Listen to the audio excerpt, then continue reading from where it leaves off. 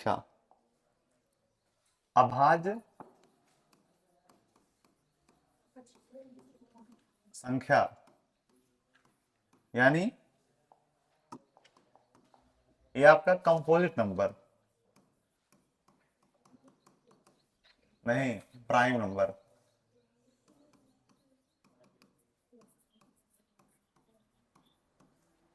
ठीक है, अभाज्य संख्या यानी प्राइम नंबर। ठीक है, फिर वही काम करेंगे हम। एक लिखेंगे, दो, तीन, चार, पांच, है ना। 1 × 1, 2 × 1, 3 × 1, 2, 4, 1, है ना, 5, 1। अब ये देखो आपका केवल 1 से डिवाइड हो रहा है, ये आपका 2 एंड 1 से विभाजित होगा। ठीक है, ये आपका 3 एंड 1 से विभाजित होगा। ठीक है, डिवाइड होगा। ये आपका 2, 4 और 1 से डिवाइड होगा, है ना। ये आपका 5 और 1 से डिवाइड होगा। तो आप लिख सकते हैं ऐसी संख्याएं जो केवल दो संख्याओं से विभाजित हों। संख्याएं क्या होती है दोनों, एक स्वयं रहे और एक से। किससे?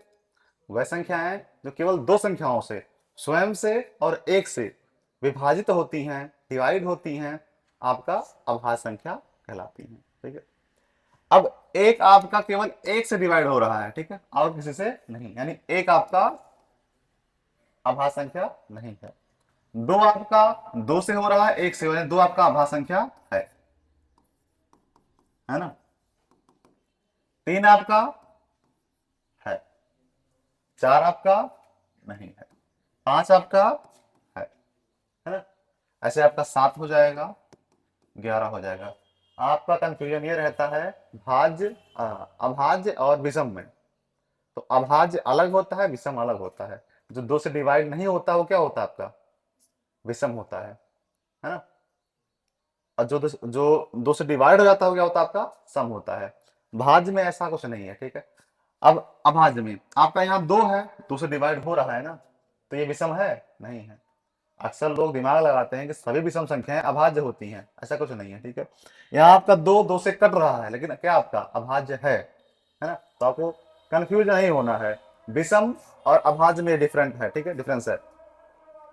अब आपका वह संख्या है जो स्वयं और एक से डिवाइड होती हैं, स्वयं और एक से विभाजित होती हैं, क्या कहलाती है आपकी, अभाज्य संख्या कहलाती है। अब इस पे आपके क्वेश्चन बनते हैं, सबसे छोटी अभाज्य संख्या क्या आपका है, दो। सबसे छोटी अभाज्य संख्या क्या आपका है, दो। एक जो देखो, सबसे छोटी सम अभाज्य संख्या क्या आपका है, दो। क्या है, सबसे छोटी सम अभाज्य संख्या कितना आपका है, दो। सबसे छोटी विषम अभाज्य संख्या कितना आपका है, तीन। सबसे छोटी विषम अभाज्य संख्या क्या आपकी है, तीन। और एक चीज जान लो, दो के अलावा कोई भी सम संख्या ऐसी नहीं है जो अभाज्य हो, केवल दो एकमात्र सम अभाज्य संख्या है। क्यों, अभी आप लिख लीजिए 10। ठीक है, 10 10 से कटेगा, 2 से कटेगा, 1 से कटेगा, है ना, 5 से कट रहा है, स्वयं से तो कट ही रहा है, और 2 से भी कटेगा। दो के अलावा अगर कोई सम संख्या है, सम का डिफिनीशन क्या होता है, जो दो से क्या हो, विभाजित हो, सम होता है आपका। अब दो के अलावा और कोई संख्या आएगा तो वो पक्का दो से विभाजित होगा, और स्वयं से भी होगा, और एक से होगा। और अभाज्य का डिफिनीशन क्या है, तो केवल स्वयं से विभाजित हो और एक से विभाजित हो, आपका भाज्य कहलाता है। ठीक है, अब आप 1 से लेकर 100 तक अभाज्य संख्याएं लिखेंगे। ठीक है, आपका 1 से लेकर 50 तक आपके 15 अभाज्य संख्याएं होते हैं, और 50 से लेकर आपके 100 तक आपके 10 अभाज्य संख्याएं होती हैं। यानी 1 से लेकर 100 तक आपके 25 अभाज्य संख्याएं होती हैं। ठीक है, समझे।